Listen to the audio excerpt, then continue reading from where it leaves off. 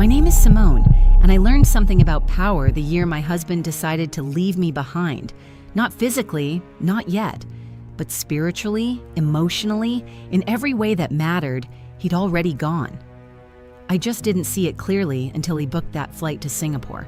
We'd been married 14 years. 14 years of building what everyone else called a dream life in Atlanta's Cascade Heights. Isaiah worked in private equity, pulling down high six figures with bonuses that could buy a house. I'd spent those years doing the quieter work, raising our 2 daughters, managing 3 rental properties I'd inherited from my grandmother, and running a small consulting practice that specialized in estate planning for Black families. My work was intentional, necessary, but to Isaiah, it was decorative. Before we dive in, I want to ask you something. Where in the world are you listening from? Drop your city or country in the comments. I love seeing how far our community reaches.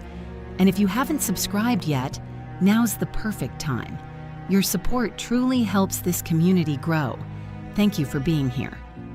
It's nice that you stay busy, he'd say, like I was arranging flowers instead of helping families protect generational wealth. I'd stopped correcting him years ago, stopped explaining that Mrs. Patel's estate took me 3 weeks to untangle, or that the Washington Family's Trust had saved them $40,000 in taxes, or that my work meant children inherited homes instead of legal bills.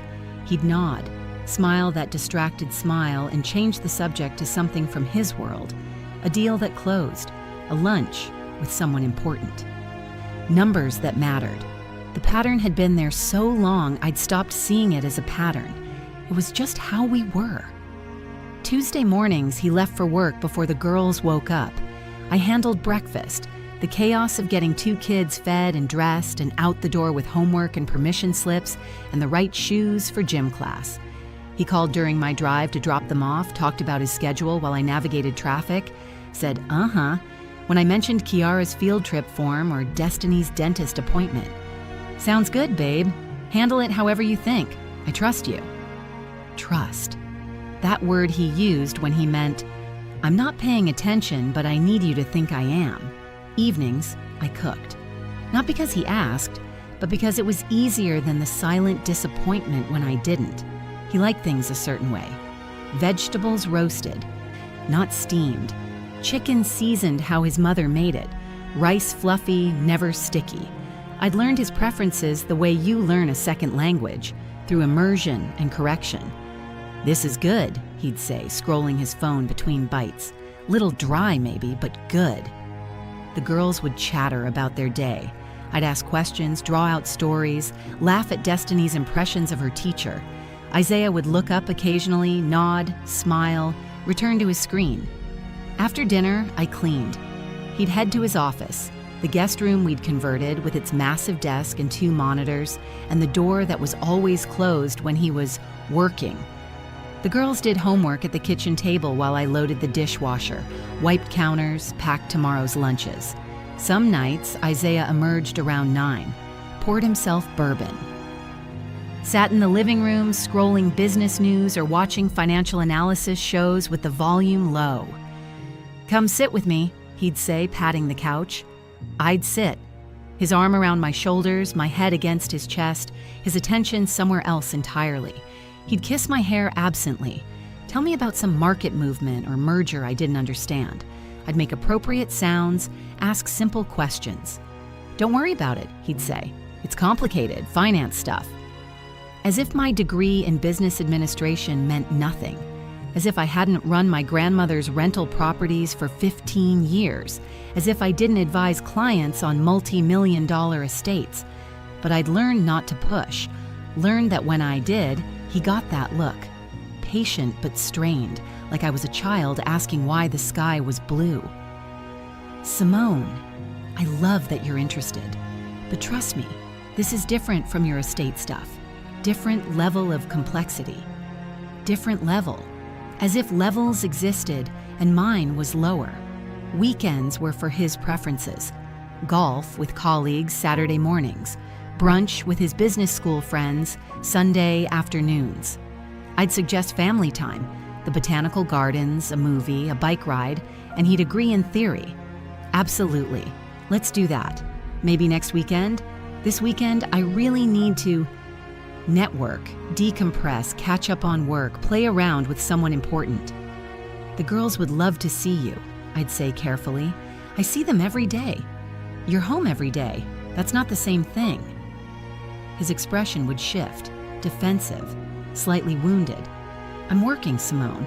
I'm building something for this family. I can't do that and also be entertainment director every weekend. That's what you're here for, right? You're better at the kid stuff anyway. Better at it. As if parenting was a skill set rather than a responsibility. As if he'd tried and failed instead of never really trying at all. But I'd smile, nod, take the girls to the park alone. They asked about him less and less. "Daddy's busy," Kiara said once, like she was explaining weather. Just a fact of life. Money was its own silent language between us. We'd had separate accounts since year 2 of our marriage. His idea, presented as modern and practical. "It's cleaner this way," he'd said. "We each manage our own income, contribute to household expenses proportionally, more professional." What it meant in practice, he controlled the big money, made the big decisions, and I managed domestic expenses from my smaller income. He paid the mortgage. I paid groceries, utilities, kids' activities, household items, occasional repairs. His bonuses went into investment accounts I couldn't access. My rental income went into household costs and savings accounts I told myself were mine, but had his name on them too, just in case. When I suggested we restructure, maybe pool resources for retirement planning or college funds, he'd pat my hand. "I've got that covered. Don't worry about it. That's my job." My job was smaller, daily, endless. His job was important, strategic, prestigious. I'd stopped asking to see the full financial picture around year 7. Stopped because every time I asked, he'd get that tone. Patient, slightly condescending. "Simone, I handle this every day. It's literally what I do for a living. You think I don't know how to manage our own finances?" "I'm not saying you don't know. I'm saying I'd like to know." "Why? You don't trust me?" And there it was, the trap. If I said I wanted information, I was saying I didn't trust him. If I said I trusted him, I had to stop asking. I chose trust, or what I thought was trust. Really, I chose exhaustion, chose not fighting, chose keeping peace over keeping informed. Looking back now, I see how carefully he built it. The structure of our life, his importance and my support, his decisions and my execution, his world and my orbit around it. I see how I'd collaborated in my own erasure, not because I was weak, but because I loved him. Because I wanted our marriage to work. Because every time I felt that small flicker of resentment, I'd remind myself of the good things, the beautiful house, the healthy girls, the stability. I'd tell myself I was lucky. Other women had worse. Husbands who yelled, who cheated, who drank too much or hit or disappeared. Isaiah was a good man, faithful, successful, present in his way. So what if he didn't really see me? So what if my work was decoration and his was essential? So what if I'd become someone whose primary value was making his life easier? Small prices. That's what I told myself. For a good life. I'd learned not to need much. Not to expect his attention at dinner or his presence at school events. Not to share excitement about my own work because his eyes would glaze over. Not to ask for help because asking meant explaining. And explaining meant hearing all the reasons why his way was better. I'd learned to be small. To fit into the spaces he left for me. To be grateful for those spaces. The announcement came on a Thursday in March. I was in the kitchen going over documents for a new client, a widow whose husband had died without updating his trust. The kind of case that keeps me up at night because it's so preventable. Isaiah walked in still wearing his suit, loosening his tie with one hand while scrolling his phone with the other. "I need to tell you something," he said, not looking up. I set down my pen. "I'm listening." The Singapore office is expanding. They want me to lead the transition team. 6 weeks, maybe 8. It's a major opportunity." He said it like he was narrating stock prices. Flat, factual, already decided. "When?" I asked. "I leave Tuesday." 5 days. I let the silence sit between us, counting heartbeats. He still hadn't looked at me. "That's fast," I said carefully. "It's business, Simone. This is what advancement looks like." He finally glanced up, irritation flickering across his face. "I thought you'd be supportive." There it was, the familiar script. If I asked questions, I was unsupportive. If I expressed concern, I was holding him back. If I mentioned that 6 weeks was a long time to leave me managing everything alone, I was selfish. "Of course I support you," I said quietly. "The girls will miss you." He shrugged. "They're tough. Besides, you handle them better than I do anyway." Something in my chest went cold and still. "What about Easter?" I asked. "Your mother's expecting all of us." "I'll miss it. You can handle my family. You're good at that stuff." Good at that stuff. Like managing his mother's expectations and his sister's subtle criticisms and his father's questions about why we hadn't given them a grandson yet was a skill I developed for fun. "Maybe I could come for part of it," I suggested, testing. "Bring the girls, make it a family trip." The look he gave me was genuinely confused, like I'd suggested something absurd. "Simone, I'll be working 16-hour days. What would you even do there? Shop?" He laughed, short and dismissive. "This isn't a vacation. It's a career-defining opportunity. I need to be focused, not playing tour guide." I nodded slowly. "Right, of course." He kissed my forehead, brief, distracted, and headed upstairs to pack. I sat there with my client's documents, looking at the carefully drafted language meant to protect people from being erased after death, and realized I'd been disappearing while I was still alive. The days before he left were a blur of logistics. I reorganized my schedule to handle school pickups and drop-offs alone, moved client meetings to evenings after the girls went to bed, arranged for my younger sister Janelle to stay over the first week in case I needed backup. Isaiah barely noticed. He was consumed with preparations, conference calls at odd hours to sync with Singapore time, new suits tailored for the humid weather, extensive research on business customs and power dynamics in Southeast Asian markets. "You need to understand," he told me the night before he left, "this is about positioning, about proving I can operate at a global level. Johnson from the New York office is going too, and he's gunning for the same promotion. I can't afford distractions." Distractions.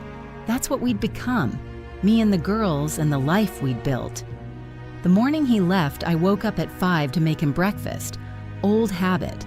Eggs, turkey bacon, wheat toast cut diagonal the way he liked. He ate standing up, checking his phone between bites. "The emergency credit card info is in the office," he said, "but you shouldn't need it. Your account should cover household expenses." My account. Not our account. Mine. We'd had separate finances for years, his idea. "It's cleaner," he'd said early in our marriage, "more professional." What it really meant was he controlled the big money while I handled domestic expenses from my smaller income and rental revenue. The Uber arrived at 6. He kissed the girls' foreheads while they slept, squeezed my shoulder, and rolled his designer luggage out the door.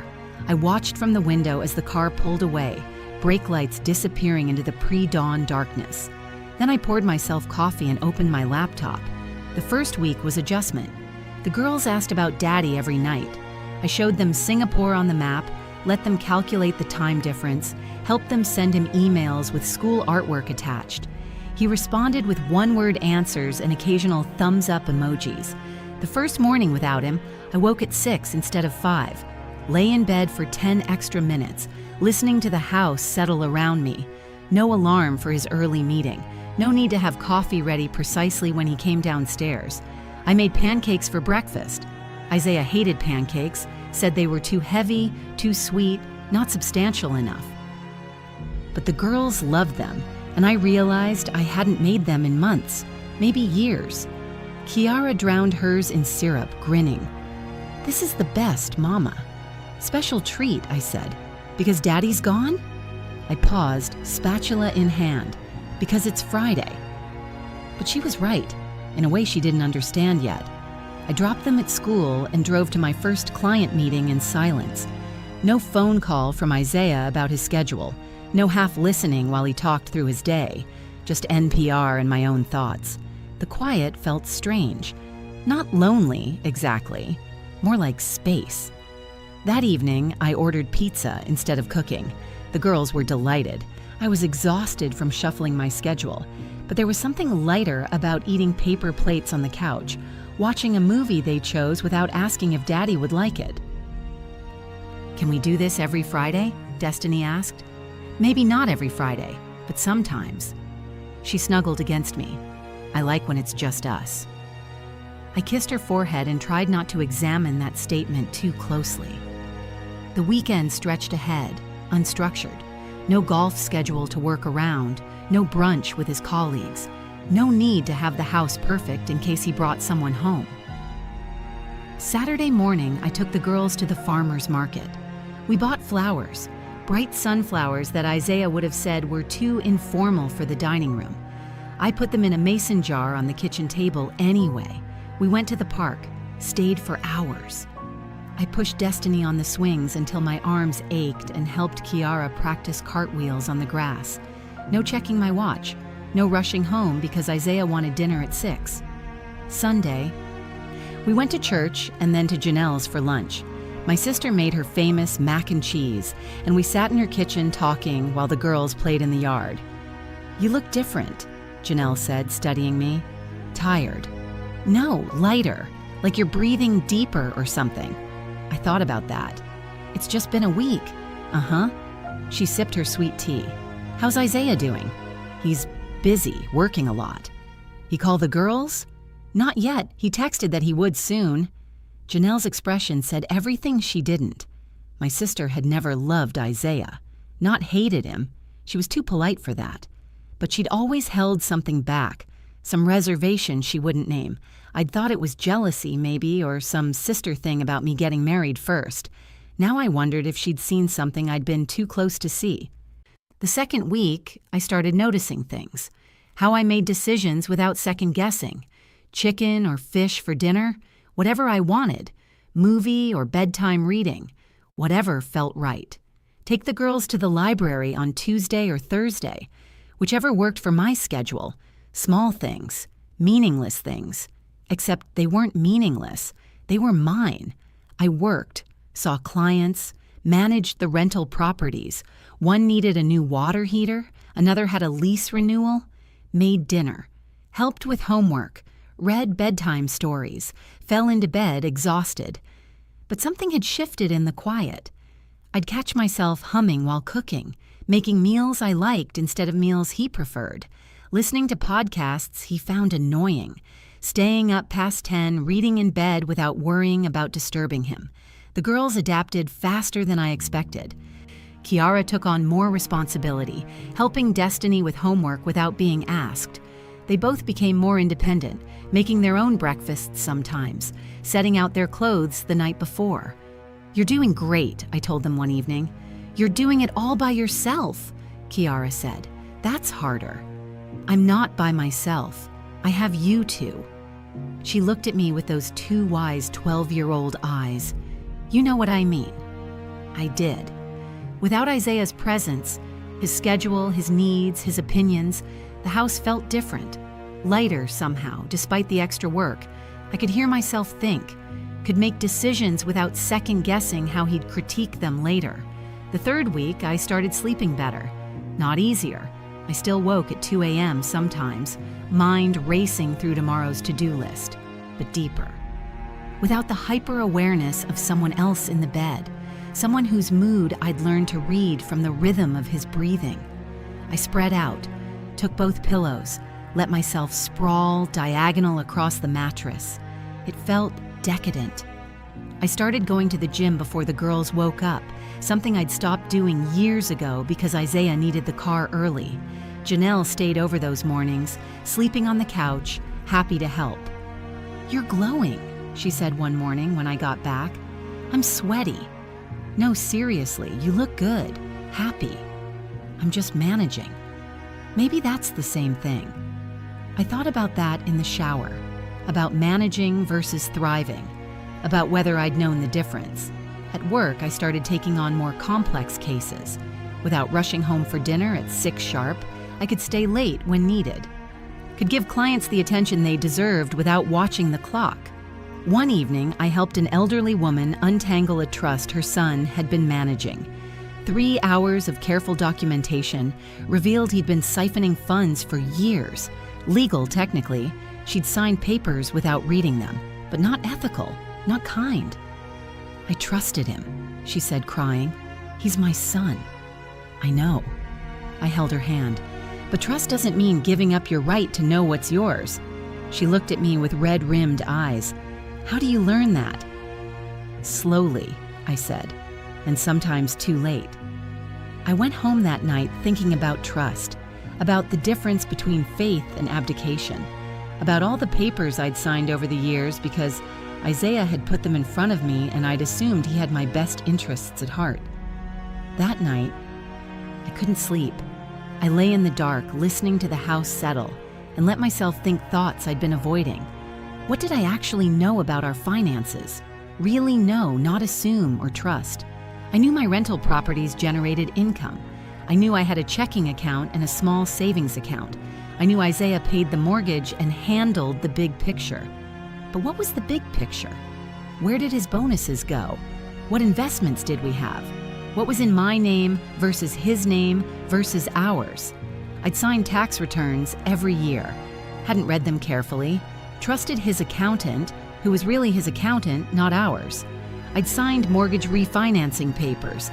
Hadn't asked why we were refinancing or what the new terms were. Just trusted that Isaiah knew best. I'd signed operating agreements for LLCs. Hadn't asked what they were for, just assumed it was part of his wealth-building strategy that was too complex for me to understand. My grandmother's voice came back to me, clear as if she were in the room. "Baby girl, don't never sign nothing you don't understand. Don't care if it's your husband, your pastor, or the president. You read every word, you ask every question. You protect what's yours." I'd nodded. 18 years old, and certain I'd never be that foolish. But I had been.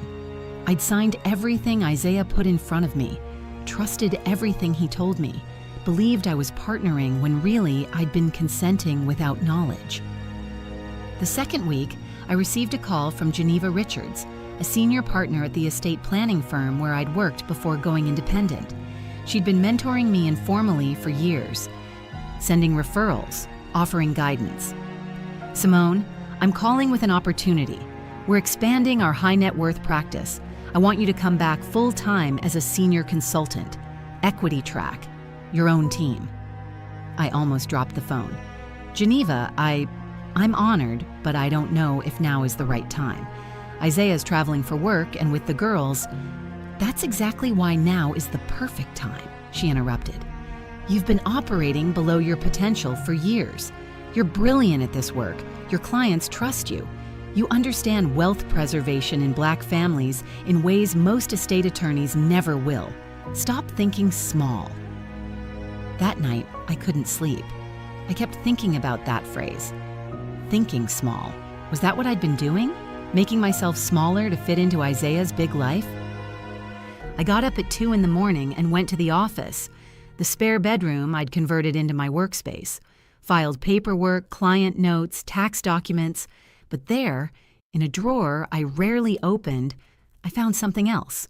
Our tax returns from the last 5 years. Isaiah always handled them, using his accountant, insisting it was easier that way. I'd signed them without reading carefully, trusting him. I pulled them out now and started reading. Really reading. The numbers swam in front of my eyes. Income sources, investment accounts, properties, deductions. There were accounts listed I didn't recognize, LLCs I'd never heard of, real estate holdings in my name that I hadn't known existed.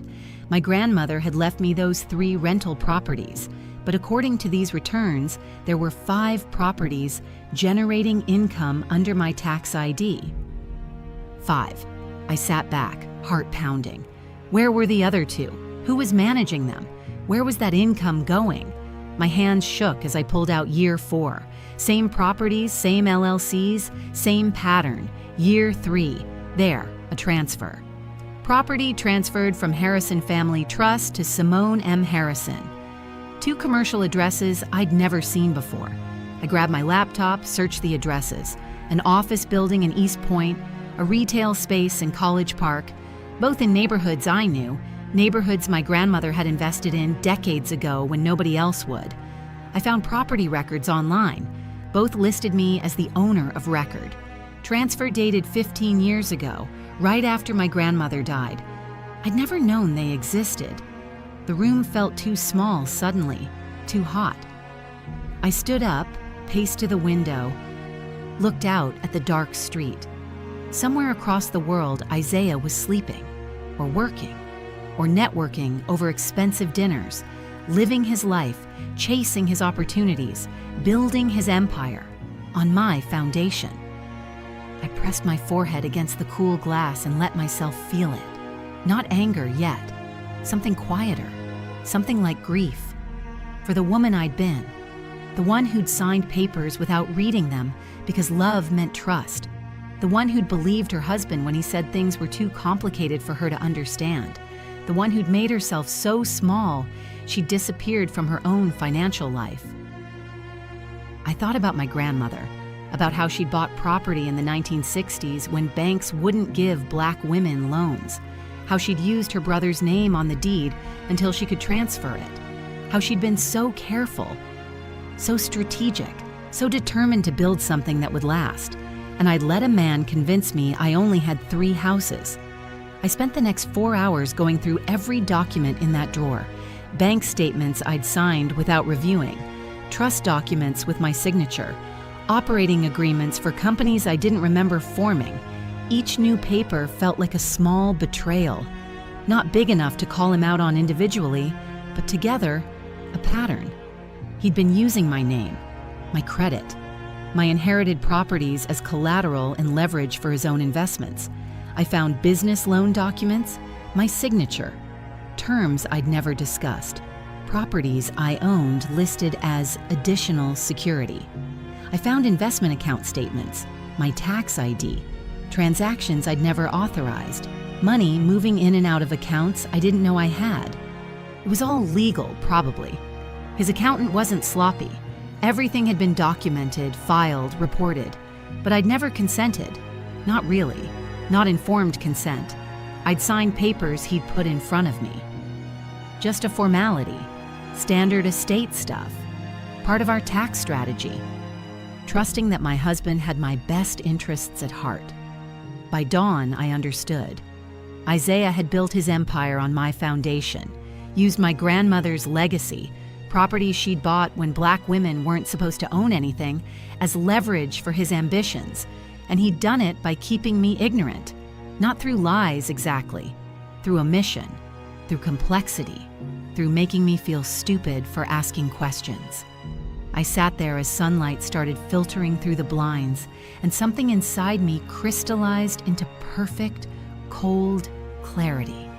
The shame came in waves, not for what he'd done, that was on him, but for what I'd allowed, for every paper I'd signed without reading, for every time I'd accepted "it's complicated" as an answer, for making myself believe that not knowing was the same as trusting.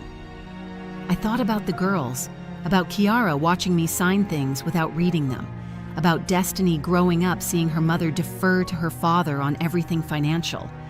What was I teaching them about their own power? What was I teaching them about their own worth? I sat at my desk as the sun rose and made a decision, not about the marriage, that would come later, about myself. I would know. Everything. Every account. Every property. Every investment. Every dollar that had my name on it. I would understand. Not just sign. Not just trust. Understand. I would protect what was mine, and more importantly, I would teach my daughters to do the same. I sat there as sunlight started filtering through the blinds, and something inside me crystallized into perfect, cold clarity. I didn't cry, didn't call him, didn't scream or break things or spiral into panic. I made a list. First item, find out exactly what I own. I spent that morning canceling client meetings, calling in reinforcements. Janelle came over to watch the girls. I told her I had research to do for a case. Not a lie, exactly. Just not the whole truth. I started with the property management company listed on the tax documents, called their office, professional, polite. "Hi, I'm Simone Harrison. I believe you manage some properties for me." The woman's voice was warm. "Oh, Miss Harrison, yes. We manage 2 commercial properties for you, the East Point office building and the College Park retail space. Everything's running smoothly. Did you need something specific?" Actually, I paused, choosing words carefully. "I'm updating my records. Could you email me the current management agreement and the last 12 months of financial statements?" "Of course. We usually send those quarterly to the email on file. Have you not been receiving them?" My stomach dropped. "What email address do you have?" She read it off. An address I'd never used. An address that must have been set up when the trust transferred. "Could you update that to my current email?" I gave her my personal address. "Absolutely. I'll send everything over this afternoon." Hung up and sat very still. He'd been receiving my property reports for 15 years, reading my financial statements, watching my income, while telling me my grandmother had only left me 3 houses. The property reports arrived that afternoon. I opened them with shaking hands. The East Point building had 6 office tenants. Monthly rent total, $8,400. After management fees and expenses, net monthly income, approximately $6,200. The College Park retail space had 3 commercial tenants. Monthly rent total, $5,900. Net monthly income, approximately $4,300. Combined, my commercial properties were generating over $10,000 a month, $126,000 a year, for 15 years. I pulled up the bank statements, found the account where the property management company deposited funds, an account with my name on it, an account I'd never accessed. Current balance, $847,000. I stood up so fast my chair rolled back, paced the office, sat back down, checked again. $847,000. My inheritance, my properties, my money, hidden from me for 15 years. No, not hidden, managed, controlled, rendered invisible through the simple expedient of not mentioning it existed. I thought about all the times I'd worried about money, about whether my practice made enough, about whether I could afford new clothes for the girls or a family vacation, about asking Isaiah for help with a big expense and feeling grateful when he said yes. While sitting on nearly $1 million I didn't know I had, I wanted to vomit. Instead, I kept digging. I found the LLCs, 3 of them, all with my name listed as managing member or partner, all connected to Isaiah's investment activities. One held rental properties he'd bought. My name was on the LLC. His money had funded the purchases. The income went into accounts he controlled. Another was set up for tax purposes, some strategy his accountant had designed to shelter investment income. My tax ID, his gains. The third I couldn't figure out at all. Complex structure, multiple layers, properties and investments I couldn't trace. But my signature was on every formation document, papers I'd signed over dinner. Just some reorganization stuff, sign here and here. Papers I'd signed while nursing a newborn, estate planning update, initial here. Papers I'd signed while rushing out the door to a client meeting. Quick thing for the accountant, date and sign. All legal, all documented, all using my assets and identity to benefit his portfolio. I called Geneva back that afternoon and accepted her offer, but I also asked for a recommendation, an attorney who specialized in forensic estate analysis and asset protection. She was quiet for a moment. "You need a shark?" "I need someone who can help me understand what's mine." I know just the person. 3 days later, I sat in the downtown office of Patricia Okafor, a Nigerian-American attorney whose reputation for protecting women's assets in complex marriages was legendary. She wore her silver locks pulled back, silver jewelry at her wrists, and an expression that suggested she'd seen everything twice. I handed her the tax returns, the LLC documents, everything I'd found. She read in silence for 20 minutes, making notes in precise handwriting. Finally, she looked up. "Mrs. Harrison, are you aware that you are the primary owner of a real estate portfolio worth approximately $3.2 million? The room tilted. That can't be right. I have 3 rental houses worth maybe $400,000 total. She shook her head. You have 5 properties, 2 commercial buildings in your grandmother's original trust that were transferred to your name upon her death 15 years ago. They've been managed by a property management company, paid for through accounts your husband controlled. The rental income has been deposited into business accounts you technically own but have never accessed." I couldn't breathe. Why would he hide that from me? Patricia's smile was thin. Because money is power, and powerful men don't like sharing power, even with their wives. Especially with their wives. She walked me through it all. The commercial properties my grandmother owned, a small office building in East Point and a retail space in College Park, had been generating steady income for 15 years. The property management company sent reports to an email address I'd apparently set up when the trust transferred, but had never checked.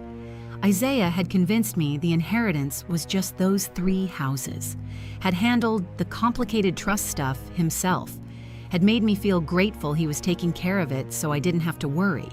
Meanwhile, he'd been collecting income from my properties, using my assets as collateral for his investments, building his empire on the foundation of my inheritance.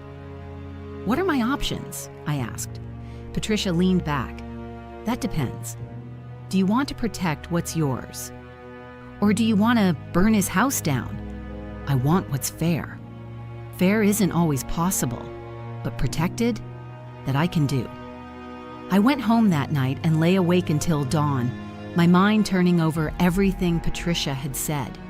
The legal language, the property structures, the careful way Isaiah had built a system where I owned everything and controlled nothing.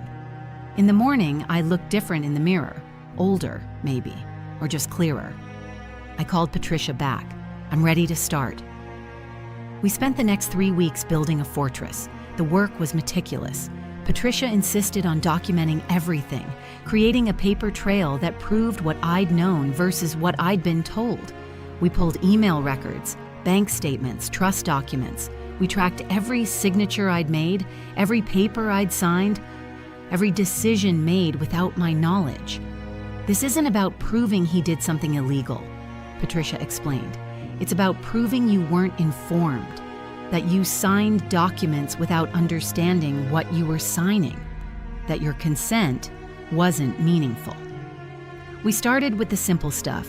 Patricia had me open new bank accounts in my name only, not joint accounts, not accounts with his name as backup, just mine. Then we contacted the property management company, changed all the account information, redirected the rental income to my new accounts, updated the contact email, made me the only point of contact. "He's going to notice when the deposits stop going to the old accounts," I said. "Let him notice." We filed paperwork to remove my name from the LLCs I hadn't known existed. Some required his signature. Those we flagged for later. Others I could exit unilaterally. Patricia drafted the letters, filed the forms. Within 2 weeks, I'd extracted myself from 3 business entities I'd never agreed to join. The commercial properties were trickier. They were mine by inheritance, but Isaiah had used them as collateral for business loans. We couldn't simply remove them without triggering default clauses. "We need to be strategic," Patricia said. "We document that you didn't authorize the use of your properties as collateral. We prepare affidavits. We create a record, but we don't move yet, not until we know exactly what we're dealing with." She introduced me to a forensic accountant, a quiet woman named Dr. Reeves, who specialized in untangling complex financial arrangements. Dr. Reeves spent a week analyzing everything we'd given her.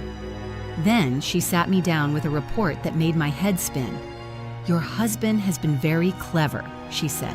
"He's structured everything legally, but the effect is that your assets have been leveraged to support investments you receive no benefit from. The LLCs shelter his income. The property collateral reduces his loan costs. The trust structure minimizes his tax liability, all using your inheritance. Can we undo it? Some of it. The properties are yours. The income is yours. But some of the investments are so entangled that extracting your assets would cause financial damage to both of you. What do you recommend?" Dr. Reeves looked at me steadily. "Protect what you can now, document everything else, and decide what you want your future to look like. Because once you start unraveling this, your marriage changes. Even if it survives, it won't be the same." I thought about that marriage. 14 years of making myself small so he could feel big. 14 years of trusting when I should have been verifying. 14 years of signing papers I didn't read because love meant trust, meant not asking too many questions. "I'm already not the same," I said. Patricia had me open new accounts in my name only. We transferred the rental income streams to accounts Isaiah couldn't access.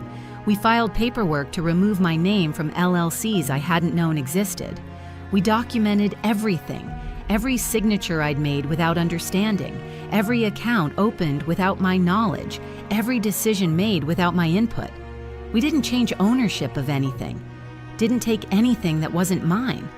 We just made visible what had been deliberately obscured. And then I did something else. I went back to Patricia's office with a specific request. I want to create a trust for my daughters, one he can't touch, using income from my properties. She nodded approvingly. Smart. And I want to formalize my estate planning practice properly, not as a side business under his accountant structure, as my own professional LLC with proper liability protection. Even smarter. And I want to make sure that if anything happens to me, my assets go to my girls, not automatically to him. Patricia looked at me for a long moment. "You're not planning to leave him, are you?" "I don't know what I'm planning," I said honestly, "but I'm planning to choose, and you can't choose when you don't know what you have." The trust documents took 2 weeks to draft. Patricia made them ironclad, my properties, my income, for my daughter's education, health, and future, with me as sole trustee. Isaiah's name appeared nowhere. I signed them in Patricia's office on a Tuesday afternoon, my signature, witnessed and notarized, legal and binding. Walking to my car afterward, I felt different, taller, maybe, or just visible. That evening, I sat with the girls after dinner. Kiara was doing algebra homework, her brow furrowed in concentration. Destiny was drawing elaborate princess castles with meticulous detail. "Mama," Destiny looked up. "Are you okay?" "I'm fine, baby. Why?" "You seem different, like stronger or something." Kiara glanced up from her math. "She's always been strong, Destiny." "I know, but different strong." I pulled them both close. "You know what I've been thinking about? Your great-grandmother." "My grandmother? The one who left you the houses?" Kiara asked. "Yeah, she was so smart about money, so careful. She wanted to make sure I had something that was mine, something nobody could take away." "Like what?" Destiny asked. "Like property. Like knowing what you own. Like understanding that you don't ever have to ask permission to know what's yours." Kiara looked at me carefully. "Is this about Daddy?" "Smart girl. Too smart." "It's about me," I said. "About making sure I'm teaching you both something important." "What?" "That you never ever sign anything you don't understand. That you ask every question, even if someone makes you feel dumb for asking. That your name on a paper means something, and you protect that." They were quiet for a moment. "Did you sign something you didn't understand?" Kiara asked softly. Yeah, baby, I did. A lot of somethings, and I'm fixing it now. Is Daddy mad? Daddy doesn't know yet. Destiny snuggled closer. Are you scared? I thought about that. Was I scared? Of his anger, his disappointment, his accusations? No, I was done being scared of the wrong things. No, baby, I'm not scared. I'm ready. The days that followed had a strange quality to them. I moved through my life, work, children, household tasks, but everything felt different, sharper, more mine. I'd wake up in the morning and remember I own property worth millions. I'd make breakfast and think, I'm protecting my daughter's future. I'd meet with clients and understand, I know exactly what I'm doing. The fog had lifted. I started noticing other things too. How I held myself taller in meetings, how I didn't apologize for taking up space, how I made decisions and trusted them. One afternoon, I was preparing for a client consultation when Kiara came into my office. Mama, can I ask you something? Always. Why didn't you know about the properties? I set down my pen, looked at my daughter, 12 years old and already asking the questions that mattered. Because I trusted Daddy to handle it. And because I think I was afraid if I asked too many questions, it would mean I didn't trust him, like asking questions was an insult. That's dumb. I laughed. Yeah, baby, it really is. I'm never going to do that. Good. Don't. Ask every question, demand every answer, know what's yours. She nodded, serious. I will. After she left, I sat there thinking about legacy. Not just financial legacy, though that mattered, but the legacy of knowing, of being sure, of teaching your daughters that their power doesn't come from men's approval, but from their own understanding. My grandmother had given me property. I would give my daughters something better. I would give them certainty. Geneva's firm made the transition easy. They gave me an office with a window, a paralegal, and a client list that included some of Atlanta's wealthiest Black families. People who understood exactly what I was protecting because they'd worked too hard to build their wealth to watch it dissolve in probate court or bad marriages. I was good at the work, better than good. Within 2 weeks, I'd closed 3 new clients. Within a month, I was billing more than I'd made in 6 months of independent practice. The work was satisfying in a way my independent practice had never been. Real resources, professional support. Clients who took me seriously because the firm's reputation backed me up. I helped an entrepreneur protect his business from family disputes, helped a doctor set up a trust that would fund his grandchildren's education, helped a retired teacher ensure her daughter wouldn't lose the family home to estate taxes. Each case felt personal. Each signature I witnessed, each document I explained, each client I empowered to understand their own assets. It all felt like undoing what had been done to me. You're different with clients, my paralegal mentioned one afternoon. More intense, like you're on a mission. I am, I said. I'm making sure they don't make my mistakes. The girls adjusted. Janelle helped with after-school pickups twice a week. I hired a college student to handle homework supervision on late meeting days. We developed new rhythms, new routines. Kiara started cooking simple dinners on nights I worked late. Spaghetti, grilled cheese, scrambled eggs. She took pride in it, setting the table, making sure Destiny washed her hands. Look, Mama, I made food. I see, baby, thank you. Daddy never let me use the stove. Well, Daddy's not here, and you're responsible enough to be careful. She beamed. The house felt different without him. Quieter, yes, but also fuller somehow. Like there was more room for all of us when we weren't arranging ourselves around his preferences. I sent Isaiah photos and updates, the girls' art projects, school events, funny moments. He responded sporadically. Great, nice, looks good. He called every Sunday the same time like clockwork. 15-minute conversations where he asked surface questions and gave vague answers about his work. How's the project going? I'd ask. Intense, lots of moving pieces. Johnson's being difficult, but I expected that. When do you think you'll be home? Hard to say. Could be another month, maybe 6 weeks. There's talk of extending the transition period. Another month became 6 weeks, became 2 months. I stopped asking when he'd return. I was busy anyway. Patricia and I met weekly, refining the structure of my assets, ensuring everything was documented and protected. I learned things I should have known years ago: how trusts work, how property transfers, how to read a balance sheet, how to protect yourself in a marriage that might not survive. "You're a quick study," Patricia said one afternoon. "Most of my clients need months to understand what you've picked up in weeks." "I'm motivated," she smiled. "The best clients are." Each meeting, I understood more. Each document, I saw clearer. The fog that had surrounded our finances for 14 years was lifting, and underneath was a landscape I'd never known existed. I owned property worth millions, generated income that could support my family independently, had assets that gave me power, options, choices. I'd never known. The not knowing had been the point. In my 4th week at the firm, I attended a professional development conference. Estate planning attorneys from across the Southeast, sharing strategies and case studies. That's where I met Terrence Blake. He was a tax attorney from Charlotte, tall and lean with graying temples and a quick smile.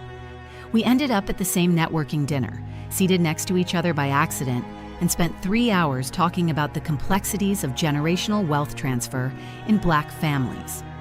"Most estate planning is built on white family structures," he said. "Nuclear families, clear inheritance lines, documented everything. But Black wealth? It's different. It's aunties raising nieces. It's property bought under someone else's name because of redlining. It's oral agreements and church records and family Bibles instead of legal documents." "Exactly," I said, leaning forward. "I spend half my time reconstructing ownership chains that were never properly documented because people didn't trust the legal system to protect them. Because historically, it didn't." We talked for hours about work, yes, but also about life. He'd been divorced 3 years, had a teenage son, had rebuilt his practice from scratch after his marriage ended. "Hardest thing I ever did," he admitted, "but the best decision." Turned out I'd been living someone else's idea of success for 20 years. His words hit different because I was living them. When the conference ended, he handed me his card. "If you ever need anything, professional or personal, you have my number." I took the card. Didn't call, but I kept it. Isaiah called that Sunday, his voice strained with frustration. "This is taking longer than expected. Johnson's undermining me with the Singapore team, and I'm having to rebuild relationships he's damaged. I might need another month." "Another month?" I repeated carefully. I know it's a lot, but this is important, Simone. This determines my trajectory for the next 5 years." "What about our trajectory?" The silence stretched. "What does that mean?" he asked finally. "It means you've been gone almost 3 months. You've missed Easter, missed Kiara's spring concert, missed Destiny's science fair. You call once a week for 15 minutes.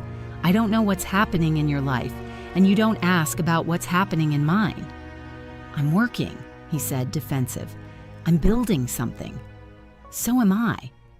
Another pause. What's that supposed to mean? I could have told him then, about the properties, about Patricia, about Geneva's offer and the new practice and the trust I'd created for our daughters, about the careful documentation of everything he'd hidden. Instead, I said, "It means I hope whatever you're building is worth what you're missing." He exhaled impatient. "I don't have time for games, Simone. If you have something to say, say it."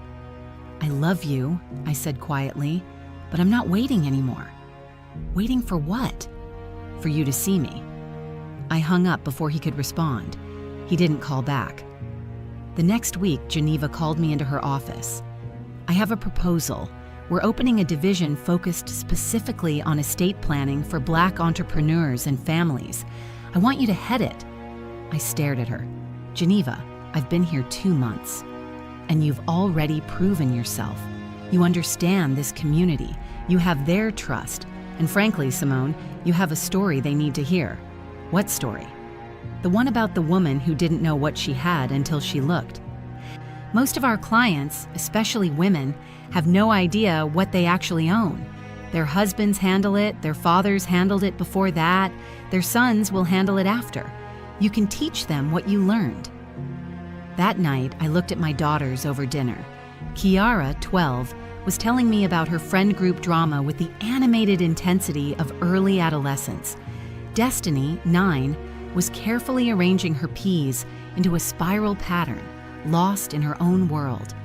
They were growing up watching me, learning from me what a woman could be, could do, could demand. What did I want them to learn? I accepted Geneva's offer the next day. Isaiah called that Sunday like clockwork. "I need to tell you something," he said, and my heart jumped because his tone was different, serious. "Okay." They've offered me a permanent position, Vice President of Asia Pacific Operations, based in Singapore. The world stopped. "Permanent," I repeated. "It's an incredible opportunity, Simone. The salary is almost double. Full relocation package. International school for the girls. They'd love it there. It's so diverse, so modern. You're asking us to move to Singapore. I'm asking you to think about it. Really think about it. This is the opportunity I've been working toward my entire career." When did they offer it? A beat. 3 weeks ago. 3 weeks. He'd known for 3 weeks and hadn't mentioned it. "I needed time to think it through before bringing it to you," he said, defensive, "to make sure it made sense.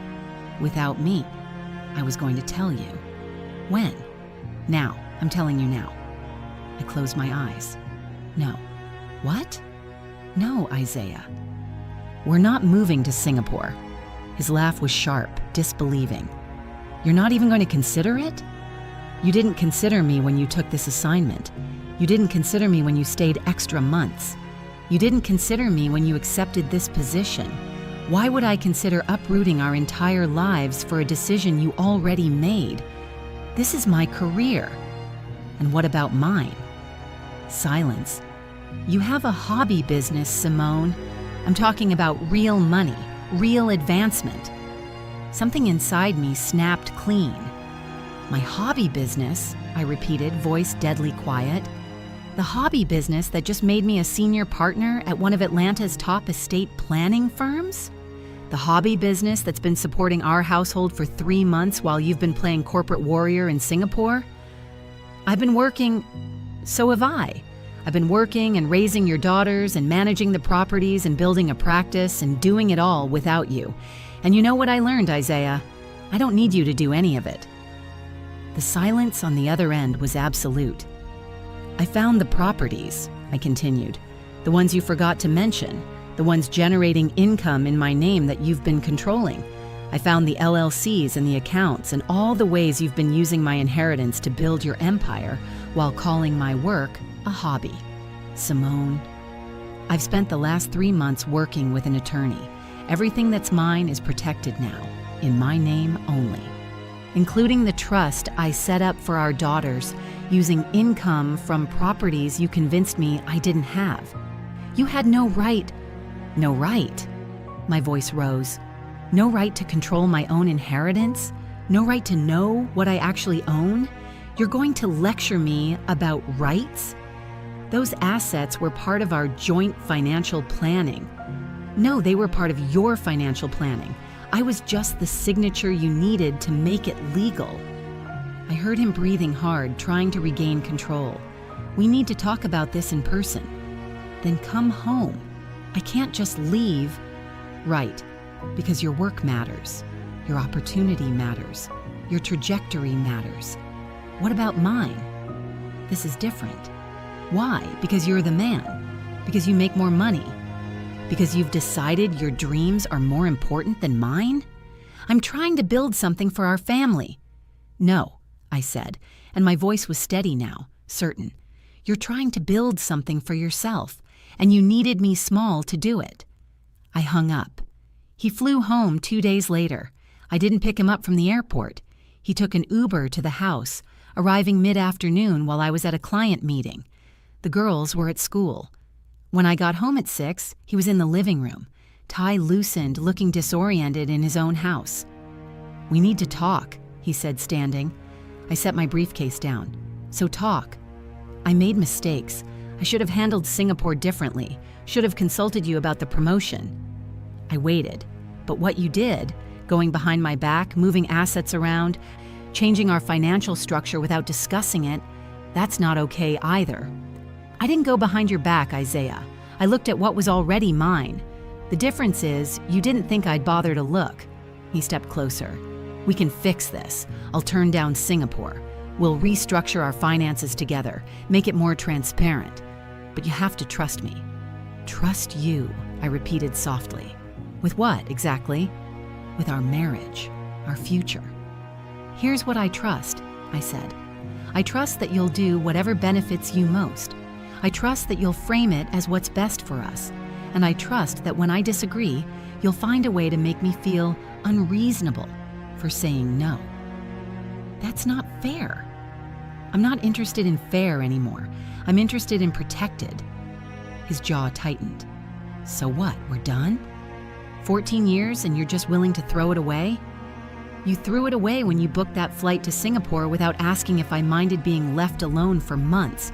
I'm just finally picking up what's left." "I love you, maybe, but you love your ambition more." I walked past him into the kitchen. He followed. "What do you want from me, Simone?"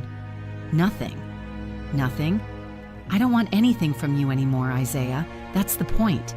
He left that night, got a hotel downtown, started calling, texting, trying different approaches. Apologetic, angry, pleading. I didn't respond. 2 weeks later, he called from his lawyer's office. "We need to discuss the financial situation," his attorney said, professional and cold. "Mr. Sape, Harrison has concerns about changes made to jointly held assets during his business travel." Patricia was on the line with me. "Ms. Harrison made no changes to jointly held assets. She simply took control of assets that were hers by inheritance and had been improperly managed without her knowledge or consent. Mr. Harrison has been using those properties as collateral for business investments that benefit the family." "Mr. Harrison has been using his wife's properties without her informed consent," Patricia interrupted. "Every document we filed was to protect her legal ownership of assets she inherited. If Mr. Harrison structured his business investments based on access to property he didn't own, that's a planning failure on his part." There was muffled conversation on the other end. "Mr. Harrison would like to discuss restructuring certain investments. He needs Ms. Harrison's signature to refinance." "Ms. Harrison is not available for that," Patricia said smoothly. "She's focusing on her professional practice at the moment. Any requests for her participation in financial matters can be submitted in writing for her review." We hung up. "They'll come back," Patricia said. "He needs you more than he realized." She was right. Over the next month, Isaiah's attorney sent 3 formal requests, each one carefully worded, each one requiring my signature or consent for something Isaiah needed to move forward: refinancing an investment property that had my name on the deed, restructuring an LLC where I was listed as managing partner, extending a business line of credit that used my commercial properties as partial collateral. I reviewed each request with Patricia, took my time, sent back questions, requested clarification, asked for additional documentation. I didn't say no, I just didn't say yes. Meanwhile, my division at Geneva's firm flourished. We specialized in what we started calling hidden wealth recovery, helping Black women especially understand what they actually owned, finding the properties their grandmothers had bought under different names, locating the insurance policies their husbands had forgotten to mention, documenting the businesses they'd signed on to without reading the fine print. My client list grew. My reputation grew. I gave a talk at a financial literacy workshop. The room was packed with women, young and old, all hungry to understand their own power. "The most dangerous thing," I told them, "is not knowing what you have. Because when you don't know what you have, someone else will manage it for you, and they'll manage it for their benefit." not yours." The applause was thunderous. After, a young woman approached me. She was crying. "My husband handles all our money," she whispered. "I don't even know what accounts we have. I feel stupid." "You're not stupid. You're trusting. There's a difference." I handed her my card. "Call me Monday. Let's find out what's yours." She did. They all did. Isaiah showed up at my office 6 weeks after he'd come home from Singapore. Geneva's receptionist called back. "There's a Mr. Harrison here to see you. Tell him I'm with a client." I wasn't, but I let him wait 40 minutes anyway. When I finally came out, he was sitting in the lobby, suit slightly rumpled, looking smaller than I remembered. "Simone." "Isaiah." "Can we talk, please?" I checked my watch. I have 15 minutes before my next appointment. We went to my office. I sat behind my desk. He sat across from me in the client chair. The symbolism wasn't lost on either of us. "I've been trying to reach you," he said. "I know. You're not making this easy." "I'm not trying to make it hard. I'm just busy." He leaned forward. "I need your signature on the Chase refinancing documents. My attorney sent them 3 weeks ago." I saw them. And I asked for clarification on several points. I'm still waiting for answers. His frustration was visible. "Simone, I'm losing money every day. This sits in limbo. The interest rates are climbing. I need to close this deal." "Then you should have maintained direct ownership instead of using my property as leverage." "Our property?" "My property," I corrected softly. "My inheritance, my grandmother's legacy, not yours." He sat back, reassessing. "What do you want?" "I told you, nothing." "That's not true. Everyone wants something." I looked at him, really looked at him. This man I'd loved for 14 years. This stranger who'd built his empire on my back and called it partnership. "You're right," I said finally. "I do want something." Hope flickered in his eyes. "I want you to feel what it's like to need something you can't control, to ask for help and be told you don't understand the complexity, to watch someone else make decisions about your future without consulting you." The hope died. "I want you to know how it feels to be invisible." I stood. "Your 15 minutes are up. If you need my signature on anything, have your attorney submit proper documentation. I'll review it when I have time." "Simone, close the door on your way out." He left. I sat back down and opened my laptop, hands shaking slightly but steady enough. The next month, Isaiah's situation deteriorated. The Singapore position was contingent on his ability to demonstrate financial stability.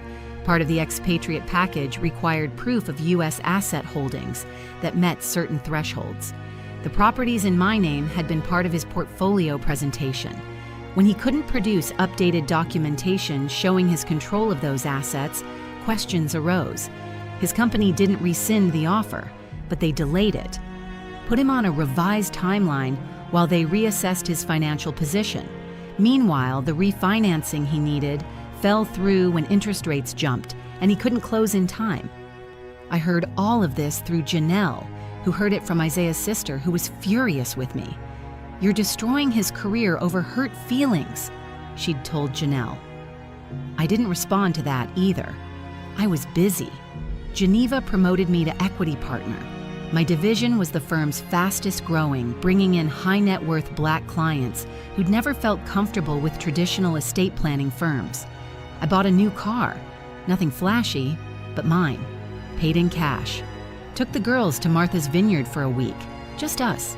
We stayed in a cottage near the beach, spent days building sandcastles and evenings reading on the porch. "Is Daddy coming back?" Destiny asked one night. "I don't know, baby.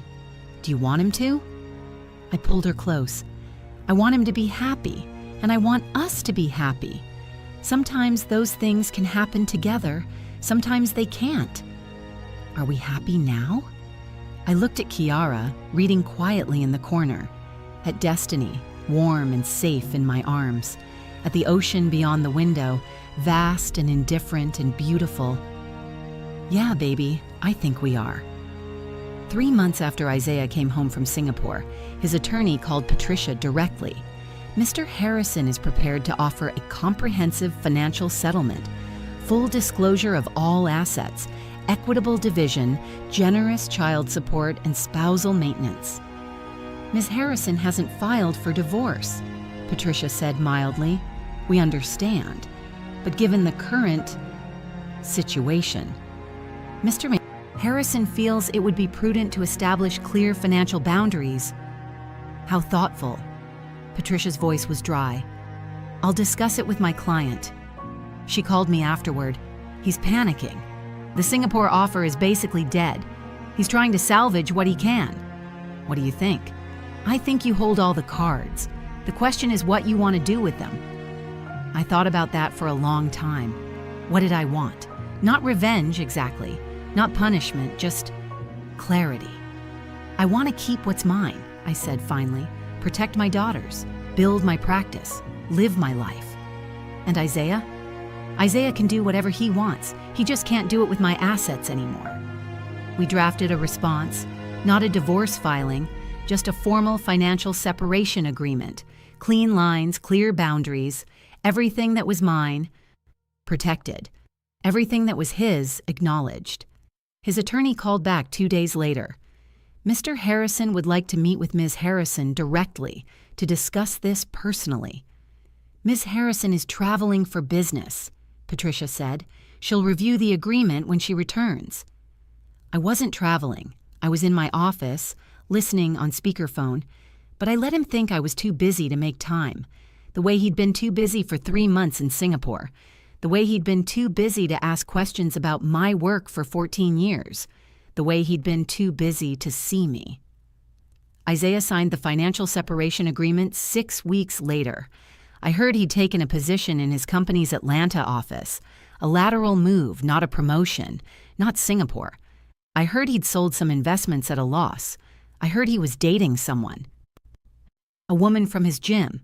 I didn't ask for details. The girls saw him every other weekend. At first, the transitions were awkward. Too much forced cheerfulness, too many expensive gifts, too little actual conversation. But gradually, something shifted. He started asking them real questions, listening to their answers, showing up to their school events. Daddy came to my recital, Kiara told me one evening, surprised. That's good, baby. He should be there. He cried a little during my solo. I felt something soften in my chest. Did he? Yeah, it was weird, but nice. Maybe he was learning something. Maybe not. Either way, it wasn't my job to teach him anymore. My practice continued to grow. We expanded to a second office in Charlotte. Terrence Blake helped with the logistics, introduced me to potential clients, took me to dinner twice to celebrate the opening.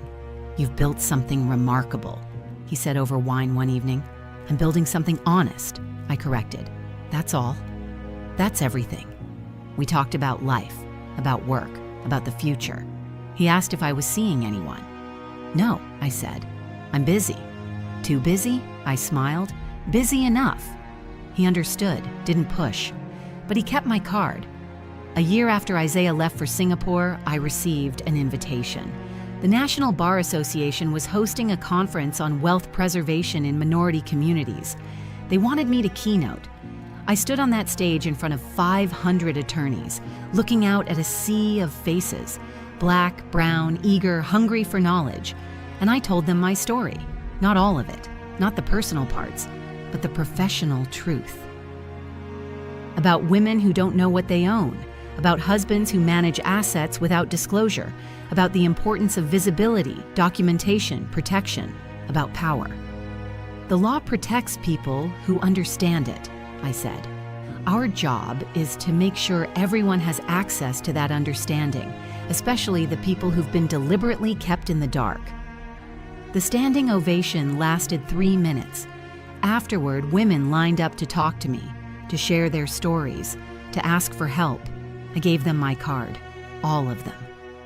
That evening, I sat in my hotel room and called my daughters, told them about the speech, about the response, about the work waiting when I got home. We're proud of you, Mama, Kiara said. Yeah, Destiny added, you're kind of famous now. I laughed. Not famous. Just visible. Isn't that the same thing? Maybe it was. I thought about Isaiah sometimes, wondered if he understood yet what he'd lost. Not the properties or the money or the Singapore position, but the partnership, the trust. The woman who'd loved him enough to make herself small. She was gone now. In her place was someone new, someone who knew her worth, who protected her daughters, who built something meaningful from the ashes of what almost destroyed her. I didn't hate him for teaching me that lesson, but I didn't forgive him either. I just moved forward. Without him. My name is Simone Harrison. I own property worth $3.2 million. I run a division at one of Atlanta's premier estate planning firms. I teach women to see themselves clearly, and I never ever sign anything without reading it first. Isaiah wanted to build an empire. He did. He just didn't realize it was built on a foundation he didn't own.